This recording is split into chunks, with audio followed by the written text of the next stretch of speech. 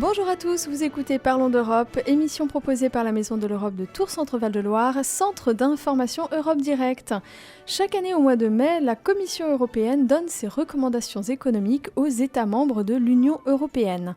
Pour en parler avec nous aujourd'hui, Olivier Coppens, attaché économique à la Commission européenne. Bonjour Olivier. Bonjour Astrid. Merci beaucoup d'avoir répondu à notre invitation. Alors dans un premier temps, Olivier, est-ce que vous pouvez nous expliquer comment la Commission européenne détermine-t-elle ces recommandations qu'elle fait aux États membres de l'Union ? Écoutez, la Commission travaille avec ses économistes. On fait des analyses très approfondies de la situation économique de tous les pays européens. Ce sont des diagnostics qui sont faits pour analyser, ce sont des diagnostics qui traitent des déséquilibres des différents États membres. Bien sûr, ces déséquilibres sont d'abord analysés sur base d'indicateurs existants. Donc sans faire compliqué, par exemple, on va regarder des choses comme la dette privée pour éviter ce qui s'est passé en Espagne. On va regarder, avec la bulle immobilière, on va regarder par exemple si un pays exporte beaucoup trop ou importe beaucoup trop. On va bien sûr regarder si un pays a des taux de chômage anormaux ou des taux de chômage des jeunes qui s'aggravent. Donc on va d'abord faire une analyse sur base d'indicateurs. Et quand on voit que certains pays, et en réalité c'est la plupart des pays, ont plusieurs indicateurs, plusieurs voyants allumés, on va dire ça comme ça, on va faire une analyse approfondie et on va donc demander aux économistes de la Commission de faire une analyse, on va dire 360 degrés de l'économie des différents États membres, et sur base de laquelle ils vont faire donc un diagnostic qu'ils vont discuter ensuite avec les autorités nationales et notamment avec les partenaires sociaux dans les différents pays. Et quand on aura eu à la fois ce diagnostic un petit peu analytique, on va dire technique, qui est fait d'un côté par la Commission, puis de l'autre, cette discussion avec les différents États membres et leurs partenaires sociaux. On a donc un peu un avis du terrain et un avis technique, et sur base de ça, la Commission se fait un avis et prend la décision politique de faire des propositions de recommandations. Bon, il faut bien savoir que en Europe, la Commission, contrairement à ce que beaucoup de gens pensent, c'est pas le Politburo, donc c'est pas une institution qui est là toute seule et qui décide dans ces choses-là. En fait, elle fait des propositions et ces propositions sont soumises aux États membres, et les États membres, donc dans ce qu'on appelle le Conseil, qui est l'institution qui regroupe les États membres de l'Union, elle va voter sur les différentes propositions de recommandation, et elles sont donc adoptées. Et elles sont adoptées donc pendant la première période de l'année, l'objectif étant qu'ensuite, quand les États membres confectionnent leur budget, notamment normalement lors du deuxième semestre, qu'ils tiennent compte des engagements de politique nationale qu'ils ont pris au premier semestre. Mais bien sûr, il s'agit là de recommandations, donc on ne va pas passer outre les décisions des parlements.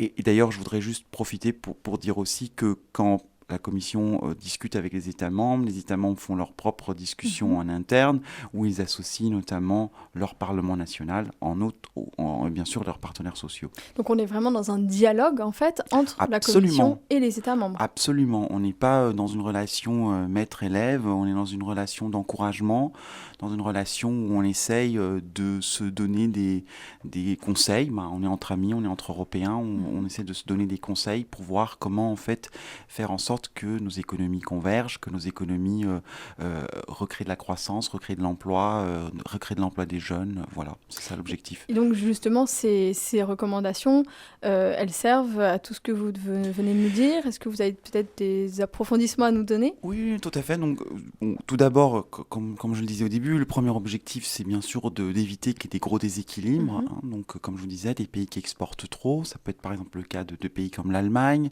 ça peut être des cas où des pays importent trop, donc des déficits de la balance courante qui sont importants. Ça a été notamment le cas de l'Espagne pendant la crise. Ça peut être des bulles immobilières donc qui amènent à des prix du logement et qui amènent très élevés, donc qui génèrent de la dette privée, des niveaux d'endettement privé très très élevés. Donc ça, ce sont des risques économiques. Donc on travaille éviter ce genre de déséquilibre. Et pourquoi on travaille à éviter ce genre de déséquilibre? Parce que nos économies européennes sont très imbriquées les unes dans les autres. On l'a vu notamment avec la crise grecque. Donc les problèmes de la Grèce sont en fait les problèmes des autres pays de la zone euro, voire de l'Union européenne. Donc il faut travailler en commun pour essayer d'éviter ces déséquilibres. Après, il y a un objectif bien évidemment de convergence. Donc essayer de retrouver donc des économies européennes qui soient plus identiques les unes avec les autres. C'est quelque chose qui s'est un peu perdu depuis la crise 2008, où on avait beaucoup plus de convergence avant la crise de 2008-2009, et donc il faut retrouver ce tempo de convergence. On le voit par exemple aujourd'hui, quand on voit qu'il y a des évolutions en domaine de coût du travail entre la France et l'Allemagne, où on commence à s'aligner. Donc c'est vers ce genre de convergence que c'est bon d'aller et que l'on encourage. Après, il y a d'autres objectifs, bien sûr. Il y a un objectif clair de croissance. Si l'Allemagne va bien, ben la France, ça aura des bonnes répercussions pour la France. Et si la France va bien, ça aura des répercussions pour l'économie allemande. Il ne faut pas oublier que un tiers de l'économie française, ce sont des exportations. Et encore, la France est un pays qui exporte proportionnellement moins que d'autres pays. Mais au moins 20% du PNB français est directement lié à des exportations vers le reste de l'Union européenne. Donc, si le reste de l'Union européenne va bien, bah, la France ira d'autant mieux. Voilà. Et donc, ça crée de l'emploi, ça crée des opportunités de croissance, etc. Merci Olivier Coppens. Nous vous retrouvons tout de suite après la pause.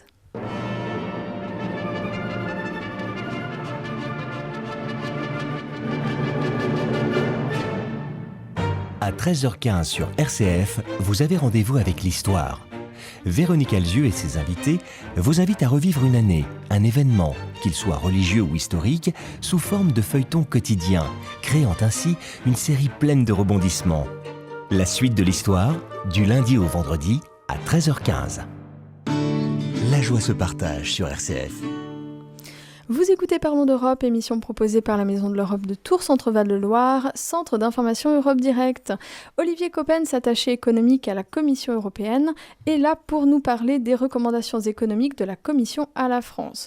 Donc nous avons vu dans un premier temps comment ces recommandations étaient établies et à quoi elles servent. Maintenant, Olivier, est-ce que vous pouvez nous parler un peu plus de la France et notamment quelles sont ces recommandations économiques que la Commission européenne a données à la France cette année ? Bah écoutez, les recommandations vont dans 3 directions. D'une part, il y a des recommandations pour restaurer l'équilibre des finances publiques. Il y a des recommandations pour restaurer la compétitivité de la France et il y a des recommandations pour réduire le chômage. Au total, en fait, il y a 5 recommandations, mais je vais un peu expliquer les recommandations en fonction de leurs objectifs. Clairement, par exemple, en matière de finances publiques, l'idée, c'est d'essayer de développer les évaluations des dépenses, par exemple, essayer de développer la planification des dépenses sur plusieurs années plutôt que d'être dans un budget qui se confectionne d'une façon annuelle purement. On essaye également de réformer l'assurance chômage. Bon, ce sont des débats qui sont bien connus en France. Après, il y a la question de restaurer la compétitivité. Donc, c'est par exemple pérenniser les réductions du coût du travail, donc ce qu'on a vu avec le CICE notamment, et permettre qu'il y ait une évolution des salaires avec la productivité. On essaie de voir si on ne peut pas créer de la croissance en décloisonnant dans les professions réglementées. On essaie de stimuler la simplification, éviter certains plafonds, par exemple, qui sont nocifs pour les PME. Après, on travaille également sur la question de la réduction du chômage. Donc, on essaie d'encourager l'embauche en contrat à durée indéterminée, notamment par la réforme du droit du travail. Et on essaye de faire en sorte on encourage en tout cas la France d'améliorer le lien entre l'éducation nationale et le monde du travail, par exemple. Donc en réforme. Oui, c'est un vaste chantier. Tout à fait. Mais je veux dire, d'autres États de l'Union européenne ont également des vastes chantiers. Bien sûr. Pense que c'est important. Il y a des équilibres en France, mais c'est important de prendre ça comme des recommandations. Conscience aussi. Oui, bon, je pense qu'on en est conscient en France. Nous, c'est un petit peu l'encouragement bruxellois, si vous voulez, ou de l'Union européenne. Donc, c'est un encouragement. Et donc, comment ces recommandations se mettent-elles en place justement dans les pays? Je suppose que ça leur prend un certain temps, que cela va petit à petit. Bon, l'objectif des recommandations en tant que telles, c'est de permettre des réformes qui peuvent être mises en œuvre dans les 12 à 18 mois après leur formulation. C'est vrai que dans certains cas, il y a des recommandations qu'on trouve d'année en année, mais surtout ce que je pense qui est important, c'est le dialogue, c'est l'encouragement, c'est essayer de donner des signes positifs, d'encourager. Enfin, je pense beaucoup le mot encouragement est un mot important. Après, c'est vrai qu'il y a une attente dans le reste de l'Europe et c'est vrai que la France est une grande économie. Il faut pas l'oublier. C'est quand même la deuxième économie de la zone euro.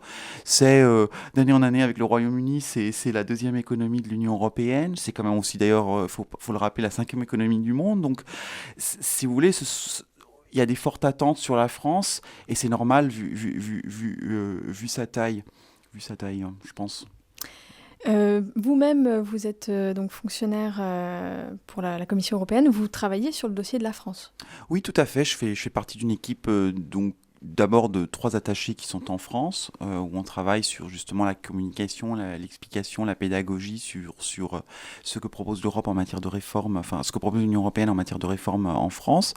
Mais je travaille régulièrement avec une équipe d'économistes qui travaillent dans différentes directions générales de la Commission, qui travaillent sur des sujets comme ça peut être la justice, le marché intérieur, la politique de l'emploi, la politique des transports.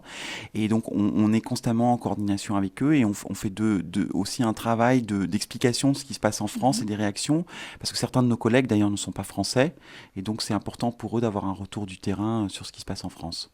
Vous travaillez également avec des homologues européens? Oui, c'est-à-dire que dans mon équipe, moi-même je suis belge, je suis pas français. J'ai un autre collègue belge, j'ai des collègues italiens. Je crois qu'il y a un collègue britannique aussi dans l'équipe. Je pense qu'il y a même 2 Italiens. Donc je veux dire, il y a des personnes de différents pays et c'est normal. J'ai des collègues allemands, excusez-moi, j'avais oublié. Je pense et eux forcément dans ces équipes-là ne sont pas nécessairement au courant de toute l'actualité française parce que d'ailleurs eux suivent d'autres pays évidemment. Tout à fait. Merci beaucoup, Monsieur Coppens. Merci beaucoup, Astrid. Et c'était Parlons d'Europe, émission proposée par la Maison de l'Europe Tours Centre-Val de Loire, centre d'information Europe Direct. Je vous rappelle que vous pouvez nous écouter en podcast sur le site de RCF Touraine ou sur le site internet de la Maison de l'Europe, www.maisoneuropetour.fr. À bientôt.